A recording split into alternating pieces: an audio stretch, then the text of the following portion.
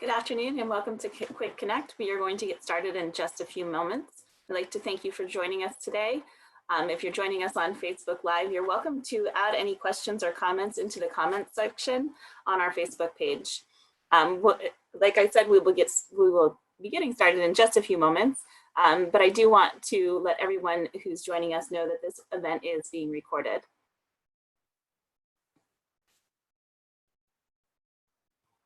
Okay, so today we are going to be talking about cybersecurity and is your small business at risk? And I have from the Pennsylvania SBDC, Chris Walck, the IT director, joining me.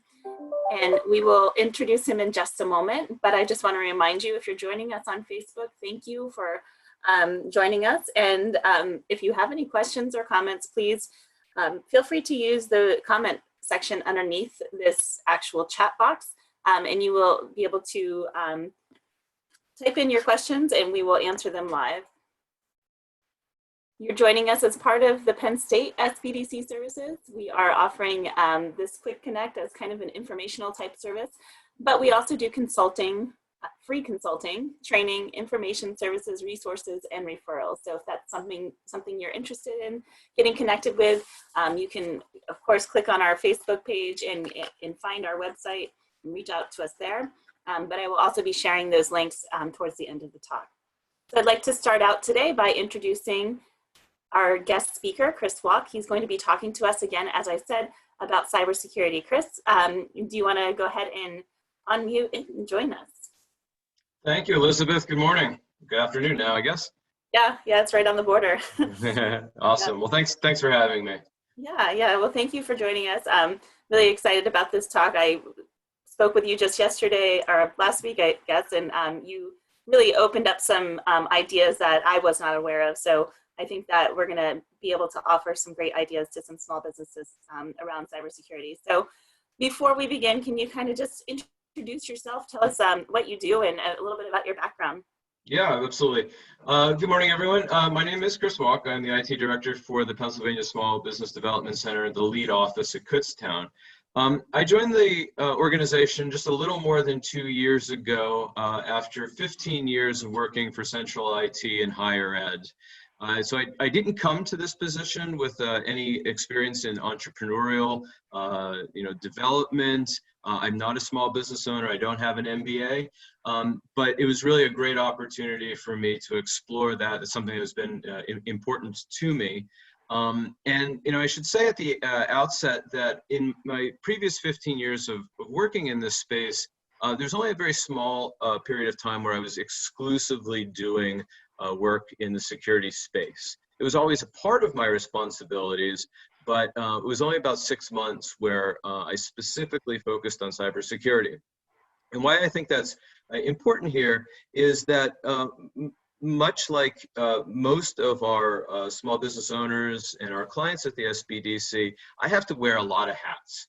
I have to prioritize security along with many other responsibilities that I've had over those years. And quite honestly, sometimes security didn't take the front seat.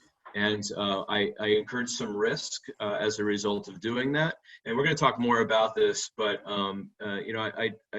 you really do understand the position that our clients and small business owners are in because security is only one of many challenges that I faced and that they face. Yeah, that's exactly spot on. And it's something that I think small businesses typically might like to ignore because, until they're actually, what we see a lot of, until a disaster happens, you don't realize that it's coming your way. So I think today is going to be a great talk just to kind of outline some of those things that small businesses should be taking a look at. So can we start out by defining how and why the SBDC has an interest in discussing this topic for small businesses? Yeah, certainly. Now, of course, it's been in the news. Our clients have expressed concern about it. We want to make sure that we're positioned to address that. But I think it's important for the viewers to understand that cybersecurity and security in general is part of a broader risk management approach. At the SBDC, we'll certainly help you address any particular need you have, but really we want you to be thinking holistically about all the different aspects of your business so that you can grow and prosper. So, we will help around managing financial risk, supply chain risk, regulatory risk. And cybersecurity is just another part of that broad portfolio where we want you to be aware of where you could incur loss, financial loss, reputational loss, or loss of productivity. So we're really trying to couch this as part of a much broader look, a holistic look about how you can protect your business from potential loss. Yes. Yeah. Yeah, no, I think, minimizing risk is huge right now because our small businesses have been hurt so badly by the shutdown from COVID that, any way that we can minimize risk for small business is something of interest for sure. So what's a very basic question around risk? Who's at risk? Well, before I touch upon that, I also just want to say that, what makes the SBDC unique, I think, is the fact that we're offering no cost consulting around this, that we're able to provide an objective point of view, and that we're not, we don't stand to gain. We don't stand to financially gain. And by no means do I want to minimize the risk. And that's why we're here. And we're going to talk at length about that. But I also want to acknowledge that many of the cybersecurity presentations that I've been a part of, that I've been a participant and audience member of, and I know that our viewers have seen, are presented by vendors of solutions, right? They're selling a good or service. So they have a financial interest in making you concerned. And again, you should be concerned, but whereas that vendor has a vested interest in making you concerned and perhaps getting you to subscribe or pay for a service, the SBDC doesn't, right? So we're going to be able to sit down with you and help assess what your needs are, completely independent of any financial rewards that may come as a result of that. Yeah, that's right. You did mention that to me the other day, and I thought that was a good point. That we're really here just to kind of present in a bare bones type of way. This is what we see, and there's no it's very opening to the businesses. So do you want to back up and just kind of define who is at risk so people understand? Sure. I know a lot of small businesses just sometimes think, I'm too small to even be at risk. Is that true? What are your thoughts? Yeah, no, I certainly think that there is no business that is too small. Of course, there are some that are more at risk and not, and we can help you assess, where you fall into that. And we can talk a little bit more specifically on who is perhaps more at risk. But it truly is the case that there is no business that isn't. And I like to talk about why that is around three ideas around asymmetries. There's an asymmetry of cost, there's an asymmetry of effort, and there's an asymmetry of consequence. So let me unpack each of those and maybe help people understand a little bit more about what this means. So there's an asymmetry of cost, right? So you know that you have a competitive advantage in your business if you're able to do something cheaper, right? And that often comes through automation. So there's an asymmetry between the cost of launching an attack and a cost of defending that attack. And the cost for launching attack is literally fractions of a penny, right? And we have experience with this around spam. We used to get junk mail in paper, and that was very expensive, and it limited the amount of junk mail we got. But the dawn of the digital age made sending an email, whether it was for an unsolicited service or a scam, to near zero. Similarly, attackers are able to purchase from online stores on the dark web solutions. They're able to subscribe and outsource attacks, and it literally is fractions of a penny for them to launch an attack. These attacks are occurring indiscriminately. They're not looking at your particular business. They're looking at ranges of addresses. And we'll talk a little bit more about why they may be indiscriminate and why that still may be profitable. But that's the asymmetry of cost. The asymmetry of effort. Again, this is all through automation. and often attackers can outsource attacks to others. Relatively easy for them, but very costly it can be for businesses to defend themselves, at least relative to the attacker, again, due to automation. And the third is the consequence. So the consequence of you receiving a breach, again, could be loss of reputation, loss of revenue, loss of productivity. In many cases, the consequence of an attacker being caught is nil. You may get that individual's name and address, but they're in an Eastern European country with no extradition treaty, right? Or the cost of your loss isn't enough to pursue any litigation.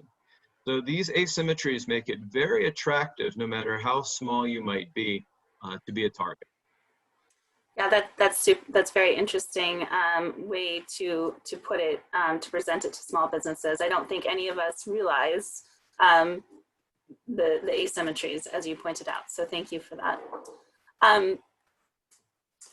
Can you share with the audience exactly what a hacker is taking when they launch an attack?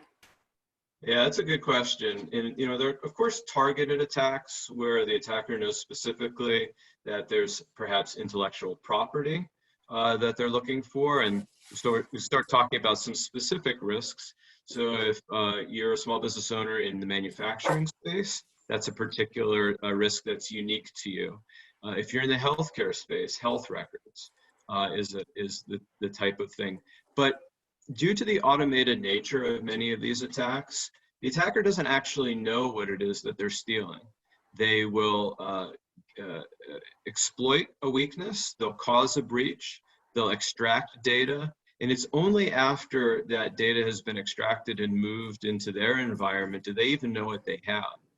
It may not be valuable, but nonetheless, you're a victim of a breach, and there are consequences, and we can talk a little bit more about the consequences of a breach as we go. But that's kind of one of those examples of where we don't actually know. We don't actually know what was there. Customer records, personal identifying information. You'll see this acronym PII, often abbreviated, is something that we're also concerned about.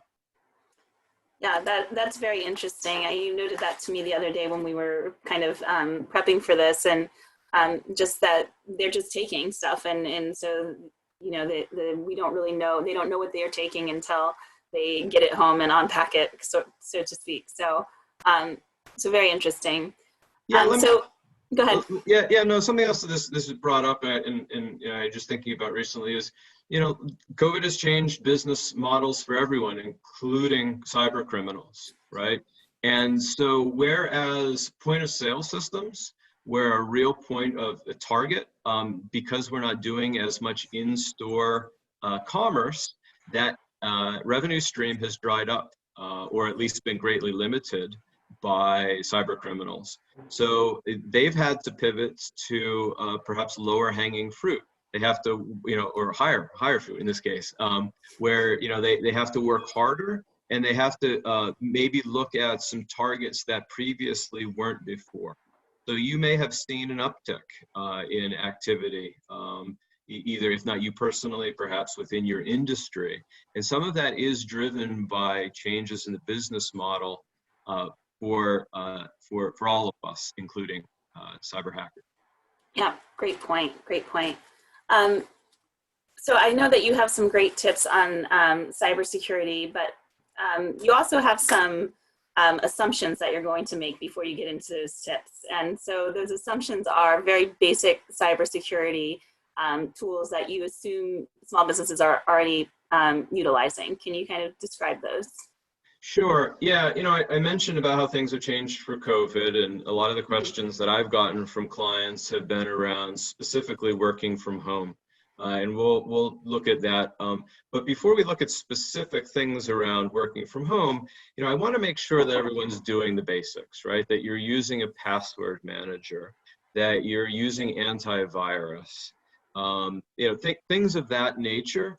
Because we need to make sure that those check boxes are done first, and before we move on to some of the more complex or maybe perhaps even costly things. Yeah, that's great. So yeah, we are going to talk more in relation to working from home, which you guys can probably hear my big dog barking, working from home. But are there any other assumptions? You had mentioned password protection. Any other ones that? Yeah.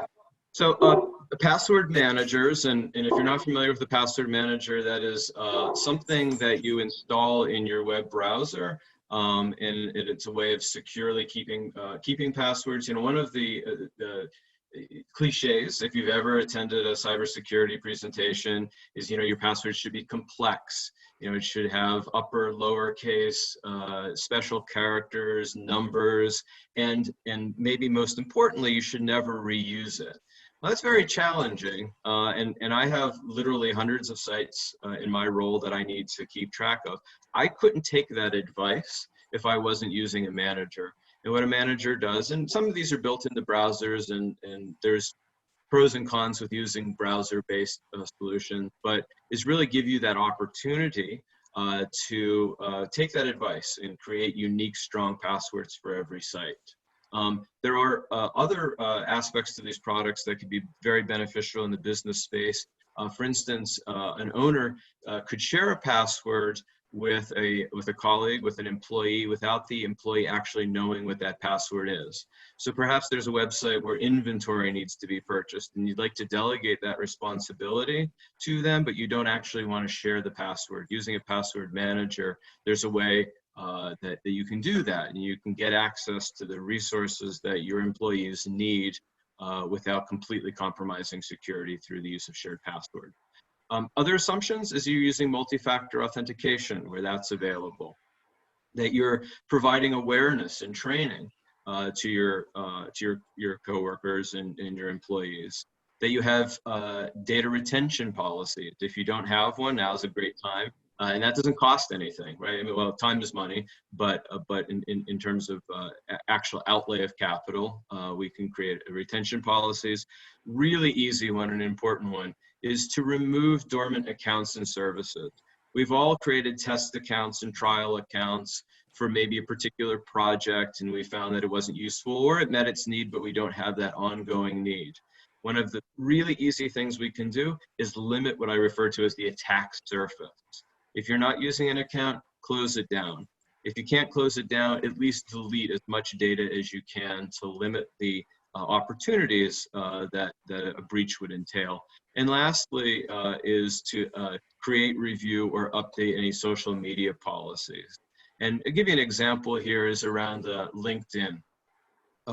Many businesses, many employees of businesses will include information about themselves and their roles on LinkedIn. And you know, the single greatest threat or risk in a business are the people. You know, we can talk about systems and software, but ultimately the humans are the most easy to exploit. And the more information that a hacker has about an organization, the easier it is to leverage information to launch an attack. So, you know, you want to think about what kind of information do you want your employees to be posting on social media, and how might that be used? I would encourage less is more. In fact, I've actually removed my LinkedIn account in order just to take that away. That's not information that I need to share. Sometimes there is a business advantage, and perhaps you should create a business account as a sort of advertising vehicle. But knowing exactly who the HR director is or who the accountant is, especially some of these back office roles that many of our employees have, isn't something necessarily that adds business value. In fact, it might increase your risk. Very interesting. So kind of the almost last couple of items you mentioned was about reducing the footprint overall of the company so that there's not as many touch points, right? Yeah. That's very interesting. I think that's important to note. I know I have a lot of dormant accounts out there that I might be going in and clearing out after this talk. So, so let's talk a little bit about working from home. So as you mentioned, we've gone, most people have gone for remote, if not temporarily, but maybe still are remotely working. And you kind of designed a list of 10 tips for businesses that are working from home. Can you start to run us through some of that? Yeah, we can talk about some of those. And really they fall into two broad categories. We're talking about device management and access control, okay? So we have things like laptops and phones and websites, and we need to kind of keep those, understand those and how to manage them. And then how do we get control access, or if not control, at least monitor access, okay? So the first thing I want to say though before is you really need to compile a comprehensive inventory of all of your network devices. Again, this doesn't cost anything. It could be good for your accounting and knowing depreciation of goods and things, of assets. But I can't protect it. You can't protect it. I can't help you protect it until you know what it is. And I just want to emphasize network devices. More and more every day, there are devices that are attached to networks. We have refrigerators and toasters, thermostats, doorbells, and all of them can be leveraged to launch an attack.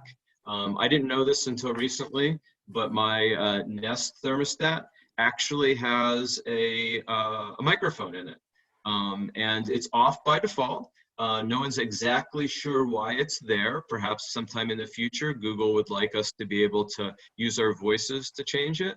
But again, network devices, whether we know it or not, can be used potentially as a stepping stone to another attack.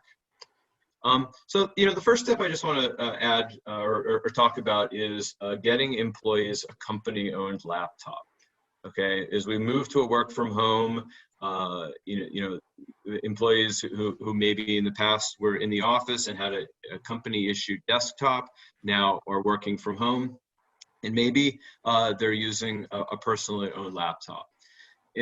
I'll say in my 15 years of helping businesses, helping colleagues, helping family recover from problems, it's often, I'll say this as discreetly as I can, they've had trouble separating business from pleasure with their computers, and that's resulted in malware of some kind.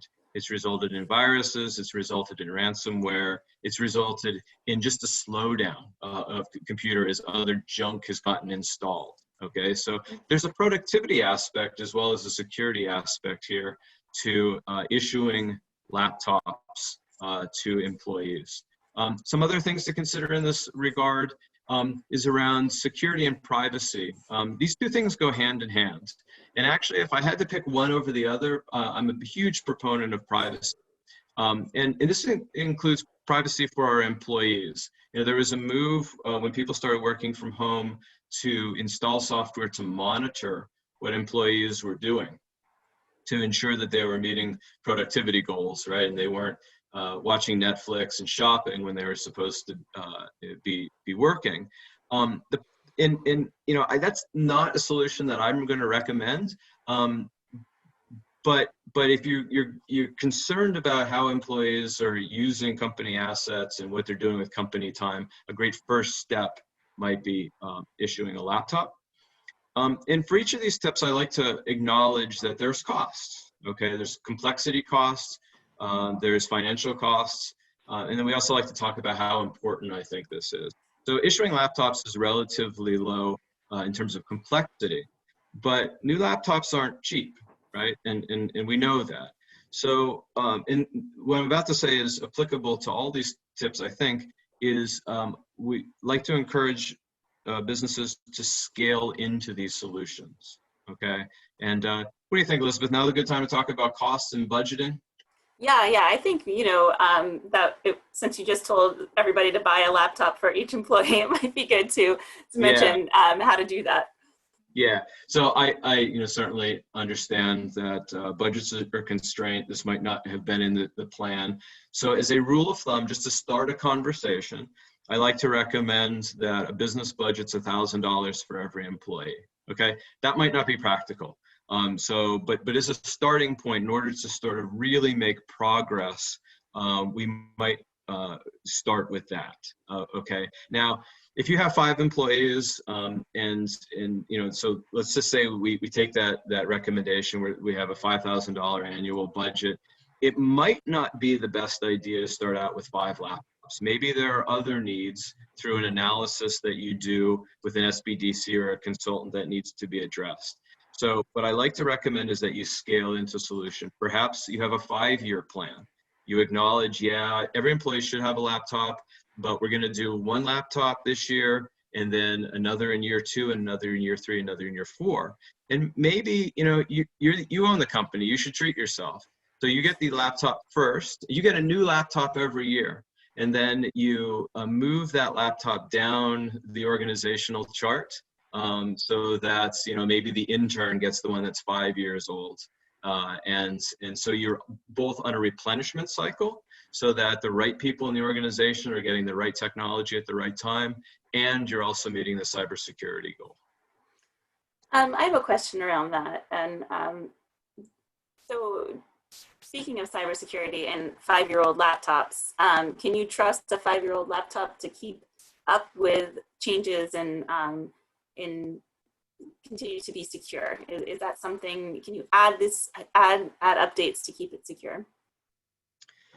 Yeah, there's risk with everything. Hardware and software both have vulnerabilities. So it really depends on a risk assessment, on what you're trying to do, and where you take that device, as to where the vulnerabilities lie. It depends. It's one of those awful IT answers, but it depends. But I would be negligent if I didn't say that there was no risk with the 5-year-old laptop. There are hardware risks that simply cannot be mitigated, Okay. and they need to be acknowledged. So that has to be kind of worked into your plan as well. It does. And let me mention one other thing before we transition off of laptops, is if you do foreign travel, there are risks there around border security and intellectual property. It is not uncommon for, depending on the country that you're entering, think China, for your device to be taken into a room, disappear for a little bit, and then be brought back to you. So hard drive encryption could be part of a security strategy to protect against that, or even better, travel with your laptop with nothing on the hard drive, and then install your software when you get to the host nation, and then wipe it again before you leave. Okay, so I want to make sure that neither your data is stolen, nor or applications or bugs installed into your system. This isn't very many of our clients, but if you're traveling in certain places of the world, this is a good tip to keep in mind. Wow, that's interesting. Yes, I definitely have a few small businesses that I work with that would be an important note to travel. So thank you for that one. Okay, so back to your top 10 list for working from home tips. We made it through company laptops. What's next? Next up is mobile device management. So this is really a pair that goes with laptops. So you've issued the laptop, but you want to make sure that it's patched. You want to make sure that the right software is installed. You perhaps, want to strike a compromise between looking at every keystroke and website that your employee goes to versus not knowing anything. And this is where a mobile device management solution can come into place. You can remotely apply software, you can check logs, you can add users, you can do things as if you were in person. One other aspect to these solutions that I really like is a concept called geofencing. And what this talks about is we can, in space using GPS coordinates, we can define where a region that this device can or should be. And if it ever leaves that, we can take some sort of action. You can get an alert. You could have the laptop get locked. You could have the laptop get wiped. This is often used in higher ed. You have a device that should not leave the library, right? And if it ever does, there's some action we'd like to take. You can put up a box and say, we don't know why this laptop is off, but just return it and no questions asked, and it'll be fine. So it can be a theft prevention mechanism as well. Oh, that's interesting. I've seen geofencing used for marketing, but I didn't realize you could use it in cybersecurity as well. So that's a cool technique. Okay, so mobile device management. What's your number 3 tip on your list there? Actively manage your firewall. Now, this is an assumption that you're using firewalls, and you're using firewalls because you have some sort of IT asset that's hosted somewhere, whether it's on your, in your facility, or more often a cloud-hosted facility like Google or the Azure cloud from Microsoft. But you need a firewall, and a firewall is essentially a device, whether software or hardware, that looks at 2 pieces of information. It looks at IP addresses and it looks at ports. Now, I'm going to greatly oversimplify this, but if these are not terms that you're familiar or comfortable with, think of an IP address as the address of a home, okay? You know, that you live at 300 Poplar Avenue, right? And so this is the address where you live, and the ports are the doors and windows of that house, right? And there are only certain people that you want to be able to visit your home, and there's only certain, even a smaller subset that you want to go through those doors and windows, right? So we're going to configure rules to ensure that only the people that we intend can get where they're supposed to go. So if you're not using firewalls, reach out to me, reach out to a cybersecurity consultant, and we can start to help come up with a strategy to figure out what the right solution is. And it doesn't have to be overwhelming. It really can be very manageable. Now, firewalls, are those something that every computer can easily put up, or do you need to buy into some type of program or software in order to install them and manage them? Yeah, today there are both free and also very costly, and again, it's one of those it depends solutions. There are firewalls that Microsoft installs by default in Windows 10, and that can help protect your computer. There are firewalls that can go in your home router that can protect your home network. There's firewalls that can be installed in your corporation. And a lot of the decision making you have is around the volume of traffic, right? So if you're a high volume online retailer, you're going to need a solution that scales, because I mentioned there are rules. So that means that every bit of information that's coming into your network needs to be looked at. And so you need to make sure that the solution is properly scaled to the kind of traffic you see. If you're a small manufacturer where just 2 or 3 employees are accessing resources that are within the corporation, a low-cost, lightweight solution is probably applicable. If you're Amazon, not so much. Okay, so it's really going to depend on the size of the business. Yeah. Okay, let's go to number 4, and I know this is something that Penn State puts together. It's called a VPN. Can you talk about what a VPN is? What does it even stand for? Yeah, so VPN stands for Virtual Private Network, okay? And it's a way of you granting access or gaining access to resources in a network in a secure fashion. So if I try to access a server or any resource over the internet, that traffic is easy in some regards to look at, to investigate. And so what I'd like to do is what was referred to as create a tunnel. I want to create a kind of a cloak that I can wrap around myself and go through a network and get access to resources. And then once I've established connectivity, then I'm and this is it's simply not so easy to talk about it. I usually like to have some diagrams here, but I'm able to get accesses to resources internal to my corporation as if I was there. And this is really where the working from home piece comes from. So I want to be able to get accesses to resources within a corporation in a secure way, okay? And VPNs is part of that solution. Again, my question around VPNs, is that something that a small business can just set up, or do they need to install some type of software? Is there a cost? Yeah, and again, it scales the solutions. It really behooves folks to to talk to a consultant, either at the SBDC or, and we'll talk a little bit more about a managed service provider to help determine what the right solution is. What you don't want to do is take this and then go online and do a search for VPN and say download Nord, N-O-R-D VPN. Nothing against that solution, but that's addressing a slightly different problem for you than getting access to corporate resources within your business. Okay, so you have to understand the kind of difference between retail and business, or consumer and business solutions, because they do address slightly different problems.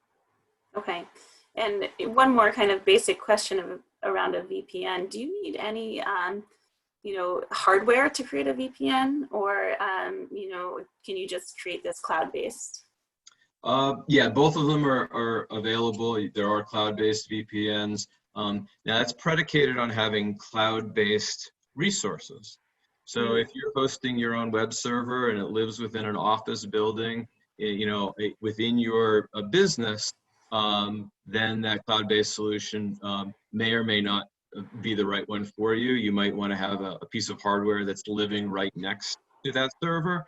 If your servers live, again, in an AWS cloud from Amazon or Linode, I like to talk of smaller businesses. Linode is a cloud hosting provider in Philadelphia, who's a small competitor to Amazon, right? So if you're looking at a cloud-based solution, then getting a cloud-based VPN makes sense. Okay, so there's different avenues to take. Okay, number 5, can you explain this one? Yeah, so tip 5 is use out-of-band management. This is not something probably many people are familiar with, but if you ever have shut your computer off and you note where that cable that plugs into the internet is, it still might have a little light twinkling. And the reason that is there's a bit of electricity that's trickling into that network card. And what that a little bit of electricity can help you do is remotely turn a computer on that's off, or conversely, you can turn a computer that's on or off. So when a time we're working from home, if you have resources that are in your business, and this couldn't even be about the pandemic. Maybe we have a snowstorm. Maybe there's been a hurricane or some other natural disaster, and we want to be able to power cycle a piece of equipment. We can use this technique referred to as out-of-band management to work with these computers. Okay, interesting. Number 6. We're on number 6. I'm sorry. Sure. No worries.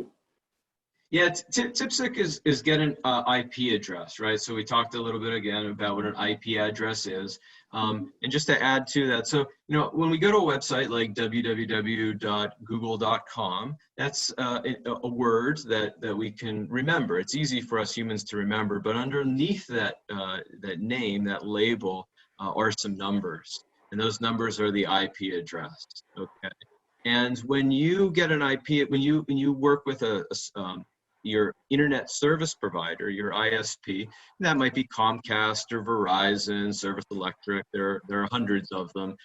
They give you an IP address, but there are only a finite number of addresses available. So they create a pool of addresses, and that address can change. It can change hour to hour, day to day, and normally this isn't a problem for you. But if you go back to an earlier tip to use a firewall, we want to create some rules. And the rule might be that I only want traffic coming from a particular address to get access to my payroll system. Well, if that IP address is changing in a sort of an arbitrary way, it becomes more difficult for me to actually create this policy, this rule. So one of the possibilities from working from home is to make sure that you get a static IP address so that you can create rules that are more reliable. Okay. And so where do you get this static IP address? Yeah, you'll reach out to your service provider. You'll let them know that you want a static IP address. Again, there are a finite number of them. So whenever there's a scarce resource, we should expect to have to pay something. Okay. And that can range anywhere from $8 to $12 extra a month, but they will issue that. You'll typically have to reboot your router, and thereafter, the IP address from which you're accessing that resource will always be the same. Okay. Now, is that something that you want company-wide, or is it just a case-by-case basis? I think that's really a case-by-case basis, and it's predicated around, again, having a firewall and having resources that you actually need, that you manage, right? So there's a certain type of client, there's a certain type of business that this applies to. It certainly isn't all of our small businesses. It's just those that do have their own dedicated assets. And you, well, quite honestly, you might not be sure. You may be thinking to yourself, well, I have a Wix site, or I have a Shopify site. Does that apply to me? And the answer is probably not. But you may have other resources, so I don't like to make a blanket statement about who does and doesn't need it. If you're unsure, just ask. You know, we're here to help. Oh, absolutely, absolutely. Okay, number 7 is really important to me as a QuickBooks Pro advisor. You know, making sure that information is backed up and it's backed up to a cloud is really important. Can you talk a little bit about cloud-based backup and why that's important? Yeah, so this is the most important tip. Just back up your data. Now, I'm going to recommend a cloud-based backup solution. 2 names to look at. These aren't endorsements, but they're the industry leaders are Carbonite and CrashPlan. Okay, and what a cloud-based solution does is simply you'll install a little piece of software. You'll indicate where on your computer the important files are. Often this is my documents and desktop, right, is where you typically put those important things. And then in an automated way, the software will back up those files. It will periodically scan for changes and make sure that the most recent versions there, they'll do version control. So maybe the last 5 or 6 or 10 copies will get stored there. And if anything ever happens to that laptop, whether it's it's been destroyed, you've become a victim of ransomware, the device has been stolen, you'll have that backup. I like to say, I don't like to say it, but the truth is that in my years in working with Kutztown University, the greatest risk to the university's data and systems wasn't a hacker or a fire or a tornado, it was me. It was user error. And right? And that's usually what it is. Sometimes, the cure is worse than the disease. And what I mean by that is there have been times in my own attempts at making my systems secure that I took them offline, right? I applied a patch too soon. I didn't read the release notes, right? In my eagerness to make myself secure, I actually took the system offline. And it was always a great comfort to know that I had a backup, that I had tested.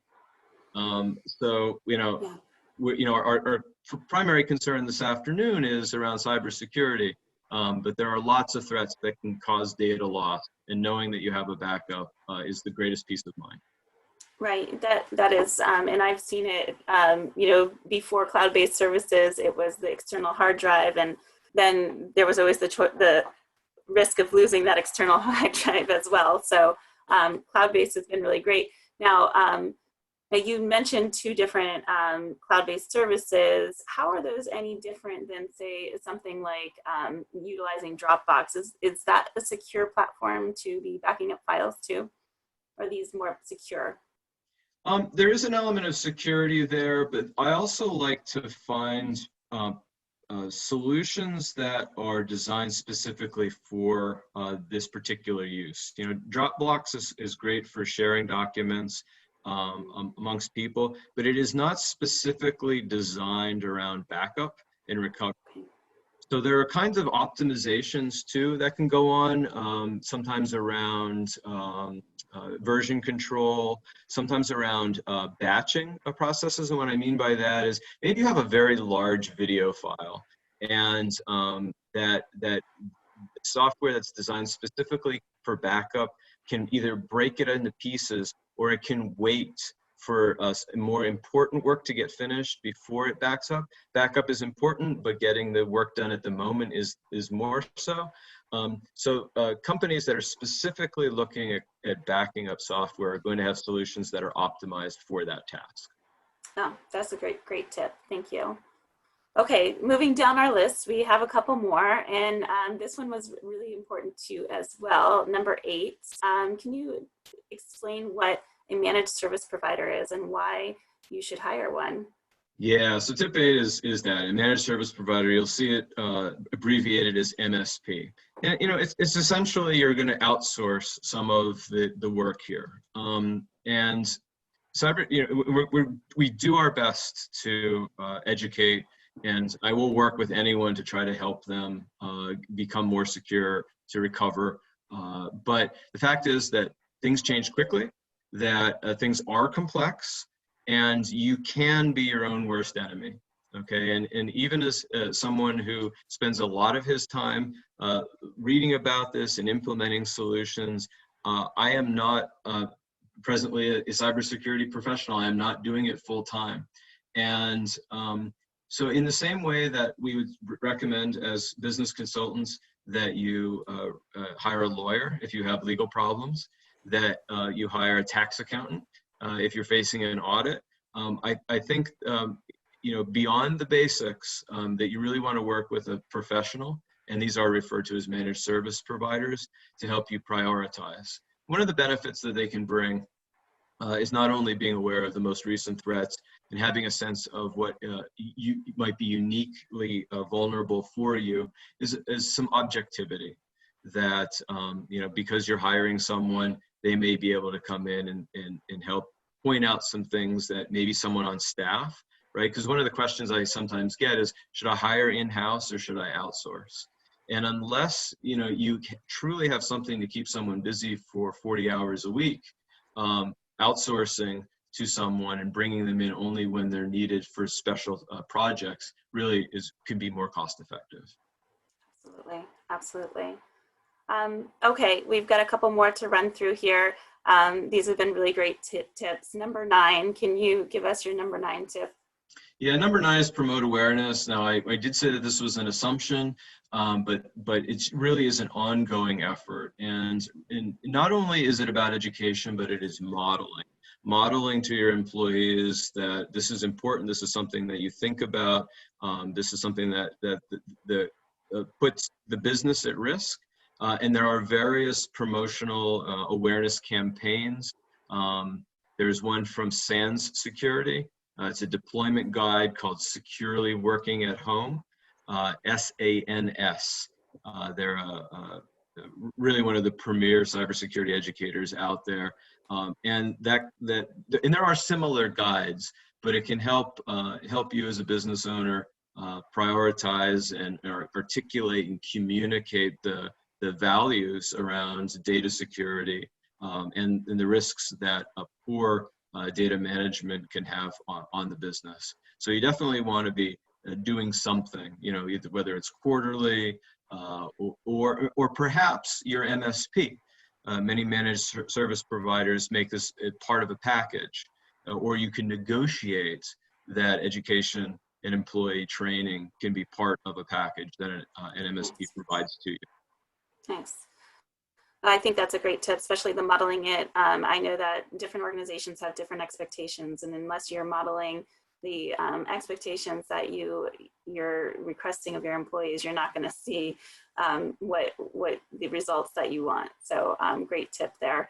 All right, finish us off with number 10. And this one's really important, I think, as well. It is. Tip 10 is to protect your home network. Now, this is kind of vague, but as your employees are working from home, they each have their unique circumstances, and this really gets paired with number 9 around promoting awareness. But making sure that whether it's your router or your employees' routers have the latest firmware. If they're using wireless, and I'm going to use, this is going to be some technical jargon. If someone's curious, we'll reach out, we'll talk about it more. But when let's say you bring a laptop home for the first time and you want to connect to wireless, right? And you click that little icon on the right side and you see the name of your network, Elizabeth's Home Network, right? Ideally, you want to hide that. You don't want to broadcast that. So this is like one of these little small tips that you can do to protect your home network. That's something maybe you have it on a Post-it note and on the refrigerator, right, for your guests, for your children's friends to find, but you don't want to make it any easier than necessary for someone outside of your home, right? There's something called war driving, where someone pulls up alongside of a house, they have a laptop, they have a nice big antenna on their roof, they're able to find available networks and take advantage of them. So there's lots of little nuances that go into this, and again, be happy to work with whoever is interested to get more into it. But the home network is going to be a place of vulnerability as we work from home more and more. Yes, yes, absolutely. You know, we're talking a lot about what is going on the business side, but that final note I think is super important, just to make sure that the home network is protected as well. Okay, well, we're nearing the end of our talk, and I just have a couple more questions for you. We were speaking the other day about cybersecurity assessments. Businesses might want to leave this talk and say, you know, I need to figure out where I'm at risk. I'm going to find an assessment and I'm going to take one. What is your recommendation on this? I have mixed feelings about assessments. What is most important is that our clients take concrete actions to secure their businesses, and the outcome of assessments sometimes isn't that. Sometimes the assessment is done. There's a very finite amount of time we could spend, and after spending 90 minutes or 2 hours on assessment, there isn't a call to action. Okay, so you have this documentation, but it doesn't actually prompt change. So I think if you're going to enter into an assessment, you need to be kind of mindful about the amount of time you're going to put into it, and that it's only the first step. The assessment is just that. It's not I never want to see an assessment be the terminal action, right? Mm-hmm. And what I really would like to see ideally is for a client to either work with an SBDC consultant or a managed service provider in collaboration and work through that assessment together. Because you kind of check these boxes, but you often lack context for why am I being asked this question, or I'm not exactly sure how to answer this question. These assessments often have some assumptions, and they're not geared to someone who isn't tech savvy or cybersecurity aware. So I would really enjoy the opportunity to working with some of our clients, and I have some specific assessments depending on the type of business. The industry that they're in. There are some assessments that are better for retail or manufacturing or agriculture. So pairing the right business with the right assessment, I do think is key.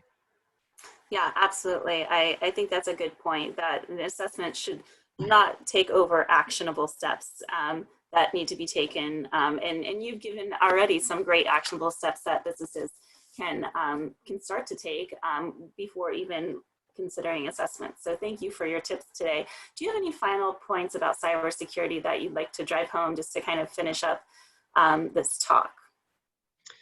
I really just want to reiterate that it's a holistic approach. We shouldn't get focused in the technology. I think when that happens, we get intimidated. And if we see it as a holistic approach to risk management, it becomes more approachable. Like any complex problem, we should break it up into small steps. And slowly over months, over years, we evolve, and we're not going to tackle this all in one weekend. It's a part of a larger evolution, and we iteratively improve. Absolutely. Well, I want to thank you so much for joining us. You've given some great tips, and definitely, I think, if anything, you've taught us that there is a risk, and that small businesses should be looking at that risk. Can we finish up with some rapid fire questions? I asked this of all the guests on Quick Connect. They're fun questions, but the first one is just, if there was one takeaway from today's session, what would you like that to be? If there was only one, is back up your data. Please back it up. You can lose so much so quickly And this is preventable. It will give you such peace of mind against all kinds of risks. So don't take that for granted. Back up your data and test that you can recover. Absolutely. And if you're using QuickBooks, that's a huge thing too. Make sure you're backing up your accounting for your small business, just because I consult a lot on QuickBooks. Okay, kind of another fun question in my rapid fire series. Who's your favorite entrepreneur and why? That's a real tough one, and I've thought about this on and off, but it's really this might sound like just a cop out, but it's all of those small businesses that don't have names. It certainly isn't Elon Musk. It's not Steve Ballmer. It's not Tim Cook. That there's a gentleman named Jordan Peterson, some people may be familiar with, and he talks about a hierarchy of responsibility in life. And he puts small business owners amongst the top, right? So in life, you become responsible for yourself. Maybe you enter a partnership with another human being. Maybe you have some children. And then you take responsibility for a business. You take responsibility for other employees, right? So there really isn't one. It's all of those folks who take that risk and take that responsibility to amongst the highest levels in our society. I absolutely agree with that. There's so much. That's a great response to that question. So thank you for that. Number 3, and our final rapid fire question of today, can you describe your favorite small business experience? Yeah, it was working for one. I worked in a little hardware store in Philadelphia back in the late 90s. I just needed a job, and it became so much more. The gentleman lived it. He came in at 6 in the morning. It was my job to open up at 7, and the lights would already be on. It was my job to close at 7. He'd still be there, send me home. And he really modeled the kind of devotion and grit that it took to sustain his business. And most importantly, he loved it.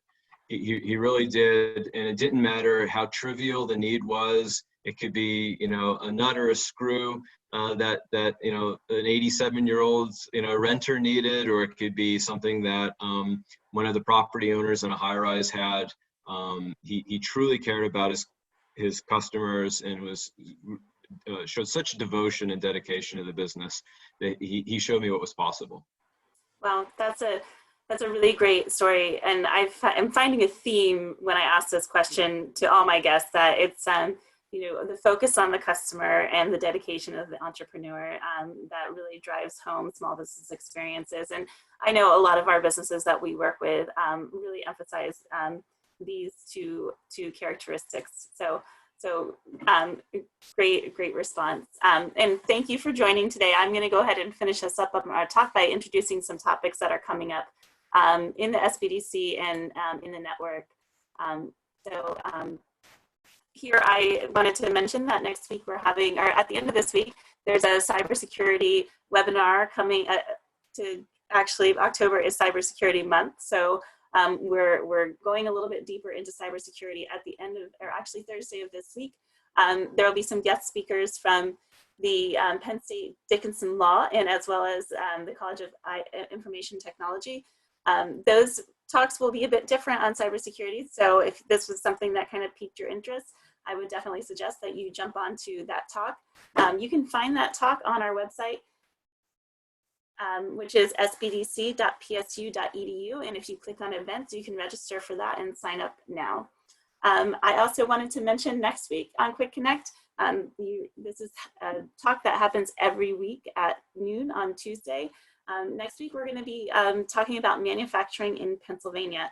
And so it's also actually Manufacturing Month in October. So we wanted to touch on some manufacturing innovation and research funding that is in the state of Pennsylvania. I'll have Jennifer Leinbach from the DCED and Ben Franklin Technology. She'll be really driving home all the different resources in Pennsylvania. So definitely join us for that if you're interested in manufacturing or just learning more about product design and how you could maybe expand your business into those areas. Again, I did put up our contact information already, but here it is again, sbdc.psu.edu. We offer free one-on-one consulting. That's kind of really the majority of our work. We also do information services, training, referrals to other partners within the state. So reach out to the SBDC if you're a small business. We'd love to get with you and consult with you and figure out how we can help your business start, grow, or prosper.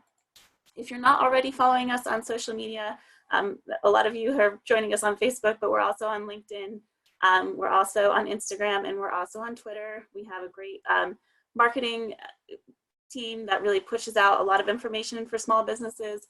You know, whatever's current and of interest to small businesses, we try to share that with you. So follow us on our social sites to see that information. Again, thank you so much for joining us this week for Quick Connect, and we hope that you join us next week. Have a great Tuesday.